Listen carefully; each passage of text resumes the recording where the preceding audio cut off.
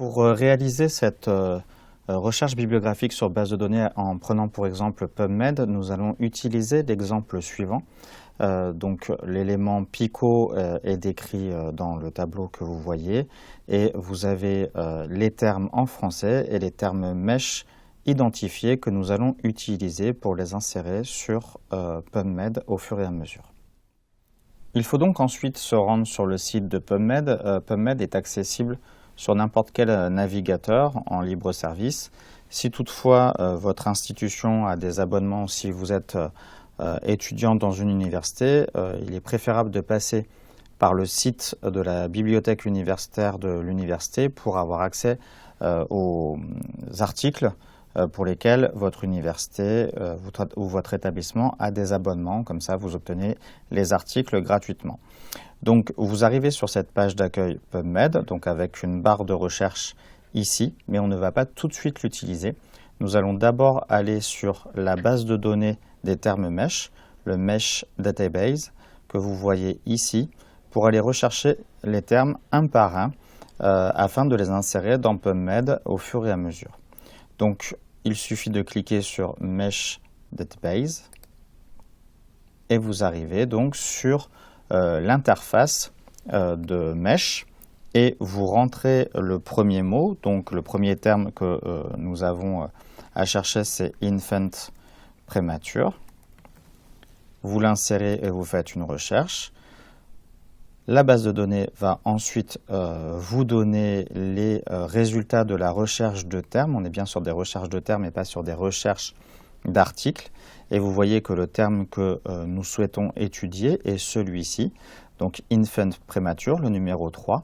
Si vous cliquez sur infant prémature, vous voyez la définition du terme, la date à laquelle les articles ont pu être indexés avec ce terme quand ils ont été publiés. Donc c'est un terme qui est relativement ancien puisqu'il existe sur PubMed depuis 1999.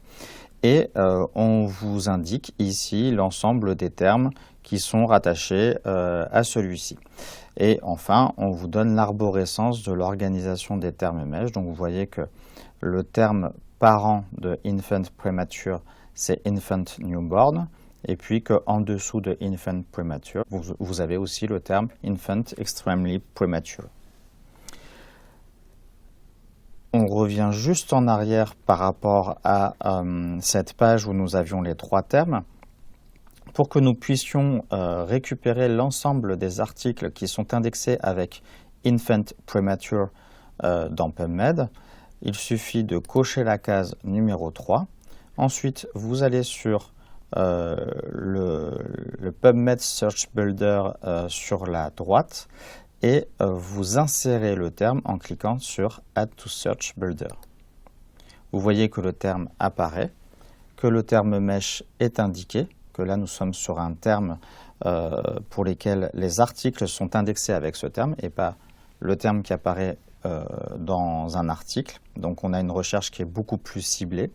Et si vous voulez ensuite retrouver les articles qui sont indexés avec ce terme, il faut cliquer sur Search PubMed. À partir de là, nous arrivons de nouveau sur l'interface PubMed, mais avec la recherche qui est faite. Vous voyez ici le nombre d'articles qui sont indexés depuis que la base de données existe sur PubMed contenant le terme mesh infant premature. Donc il y a 70 814 résultats. Il ne faut pas s'inquiéter parce que vis-à-vis de la recherche que nous sommes en train de faire, nous allons avoir un entonnoir du nombre d'articles en associant les différents termes de la question de recherche. Et vous voyez sur la gauche un diagramme qui répertorie le nombre d'articles publiés avec ce terme depuis que cela existe. Donc vous avez des publications qui datent de 1938 jusqu'à 2026. Alors 2026 parce que vous avez des revues qui publient en amont les articles dans des futurs numéros qui paraîtront après la fin de l'année.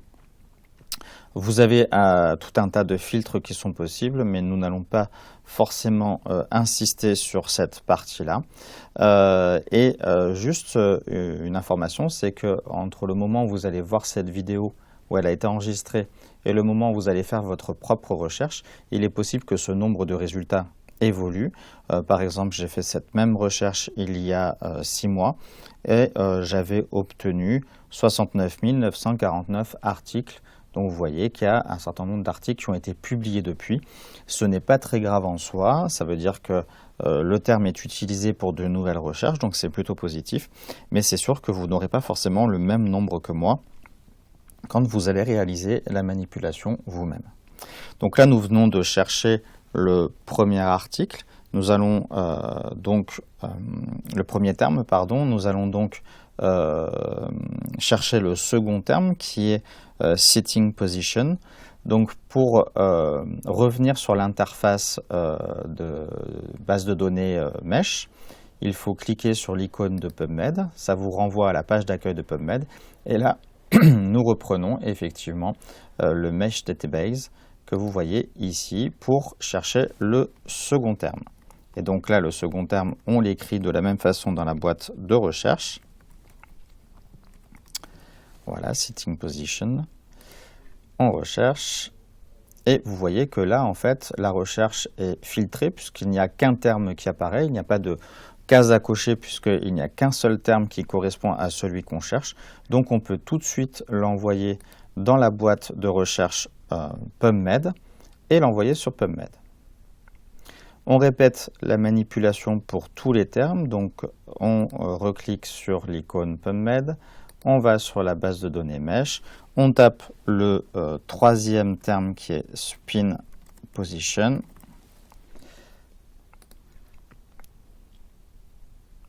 Là aussi, on a un seul résultat, donc ça facilite la tâche.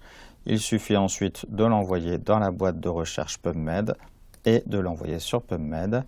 On recommence la même manipulation pour le quatrième terme qui représente donc l'apnée. Hop, là vous voyez un petit peu plus de termes, donc on va cliquer sur le premier qui correspond au terme générique d'apnée, on l'envoie sur la boîte de recherche PubMed, on l'envoie sur PubMed, et enfin, on recherche le dernier terme qui est Oxygen Saturation. Hop.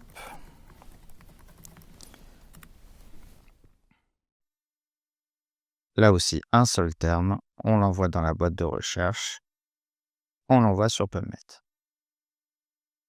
Une fois que l'interface PubMed montre les résultats de la recherche du dernier terme Mesh, en l'occurrence Oxygen Saturation, il faut cliquer sur Advanced, ici, pour se rendre sur l'historique des recherches. L'historique des recherches comporte 5 termes. Vous voyez qu'ils sont affichés avec une numérotation dièse 1, dièse 2, etc. Et vous voyez un symbole ici des 3 petits points qui correspond à un bouton d'action qu'on va utiliser un tout petit peu plus tard. Simplement pour faire le point sur le nombre d'articles qui ont été identifiés pour chaque terme Mesh, vous voyez que pour Infant Premature, vous avez un peu plus de 70 000 articles identifiés. Pour Sitting Position, un peu plus de 2000. Pour Supine Position, vous en avez presque 7000, etc. Apnée, plus de 55 000. Et Oxygen Saturation, 1687. Donc là, l'idée est effectivement d'utiliser le symbole dynamique des 3 petits points ici, sous la colonne Action, pour associer les termes Mesh pour composer l'équation de recherche.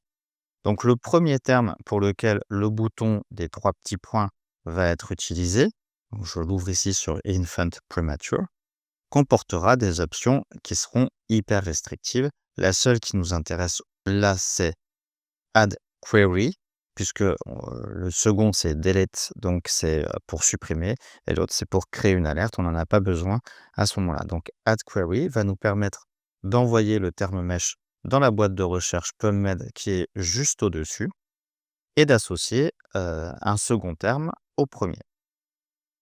Donc, quand on va cliquer sur les 3 petits points du deuxième terme qu'il faut associer, ici, vous voyez que nous avons d'autres options qui apparaissent. On a add with and, add with or, add with not. Alors ça, c'est ce qu'on appelle des opérateurs booléens. Ces opérateurs booléens euh, permettent d'associer les termes pour envisager des résultats qui vont être différents. Donc l'utilisation de AND entre deux termes conduit à identifier tous les articles qui sont indexés avec les deux termes uniquement. C'est-à-dire que si vous cliquez sur AND dans Sitting Position, ça associera à Infant Premature et PubMed va filtrer tous les articles qui contiennent ces deux termes uniquement. C'est-à-dire qu'on aura beaucoup moins d'articles que ce qu'on a sur le terme seul. L'utilisation du OR, ici, entre les deux termes, va permettre d'identifier tous les articles qui sont indexés soit avec le premier terme, soit avec le second, soit avec les deux. Donc le résultat du nombre d'articles est donc forcément supérieur à celui de l'un ou de l'autre des termes mesh, recherchés individuellement, c'est-à-dire que on va ajouter les articles alors que l'autre, pour AND, on va les réduire. Et puis le note, je vous en parle très succinctement, c'est pour exclure un terme d'une équation de recherche. Ce n'est pas l'objet aujourd'hui de cette recherche bibliographique. Donc, on ne va pas s'encombrer avec ce terme mesh là. Donc, l'idée est maintenant d'assembler tous les termes mesh pour répondre à la question de recherche clinique. Je vous rappelle que la question de recherche clinique était de savoir si, pour des enfants prématurés, la position assise est plus efficace que la position couchée pour avoir de meilleurs résultats par rapport à l'apnée et à la saturation en oxygène. Donc, l'idée, c'est de composer une première équation de recherche que l'on va tester en associant l'ensemble des termes. Donc là, nous sommes toujours sur le deuxième terme, sitting position. On va donc l'associer avec AND et vous voyez qu'il apparaît dans la boîte avec le fameux opérateur booléen ici. Et on va continuer l'opération sur les trois autres termes mesh pour faire une équation où on veut les articles qui contiennent tous les termes mesh. Et quand on va chercher, eh bien, on se retrouve avec un résultat nul parce qu'en fait, l'équation est trop restrictive puisqu'on veut que tous ces termes mesh figurent obligatoirement dans les articles que l'on a identifiés. Donc, la recherche ici est trop exigeante. Il faut donc desserrer, ce qu'on appelle desserrer un peu l'équation, donc utiliser des termes OR à certains moments pour avoir un peu plus de résultats. Et donc, on va faire plusieurs tests. Donc, on retourne sur Advanced.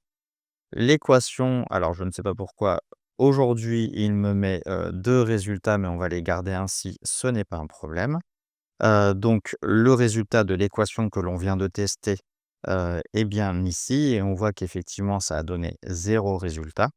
Donc nous allons faire un test sur une autre équation, où nous allons utiliser le terme OR entre sitting position et supine position. Donc pour pouvoir réaliser cette équation de recherche et ne pas avoir d'erreur dans les parenthèses, c'est un peu comme les multiplications, hein, quand vous mettez une parenthèse ou pas devant une multiplication. Vous avez donc ce premier terme qu'on va le rechercher, sitting position, et on va mettre OR supine position. Et on va chercher cette partie-là pour l'associer différemment ensuite. Ça nous donne cette équation avec un nombre d'articles de 8969. Donc vous voyez qu'on en a un peu plus que quand on associe les deux termes, hein. Je vous rappelle que quand on associe les deux termes, ça fait un entonnoir, que là, on ouvre la question de recherche à d'autres articles. Donc pour associer cette nouvelle équation de recherche, on va toujours cliquer sur notre population d'équations de recherche, c'est-à-dire les enfants prématurés. Au lieu d'utiliser le dièse 2 et le dièse 3, on va utiliser celui que l'on vient de créer avec les deux termes qui est le dièse 8. Donc là, on l'associe avec n parce qu'on veut savoir si soit la position assise, soit la position couchée a un effet pour l'enfant prématuré. Et puis, on va donc associer les deux termes de résultats, les indicateurs de résultats avec end. Et puis donc on va chercher, cette nouvelle équation de recherche pour voir s'il y a plus de résultats. Et là, effectivement, on s'aperçoit que en faisant cette opération, on se retrouve avec un unique résultat, hein, c'est cet article qui, traite, de ce sujet. Qu'après, il faut voir en lisant cet article s'il correspond vraiment à une réponse de la question de recherche que l'on a posée. Mais on ne va pas s'arrêter là, on va tester une autre équation de recherche, hem, hop, en revenant sur Advanced. Là encore, hein, vous voyez que nous avons le résultat dièse 9 qui correspond à l'équation de recherche que nous venons de faire.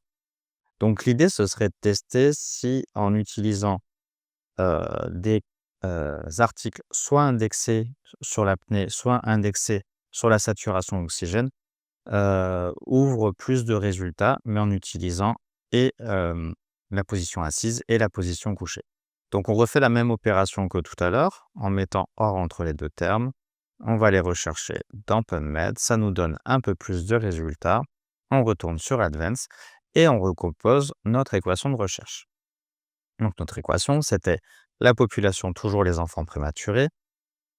Donc vous voyez que ça apparaît toujours là-haut, dans la boîte de recherche. La position couchée, assise pardon, par rapport à la position couchée.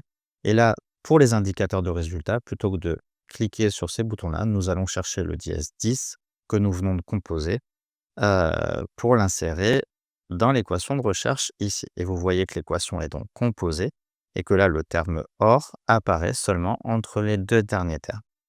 On fait la recherche et de nouveau, on se retrouve sans résultat.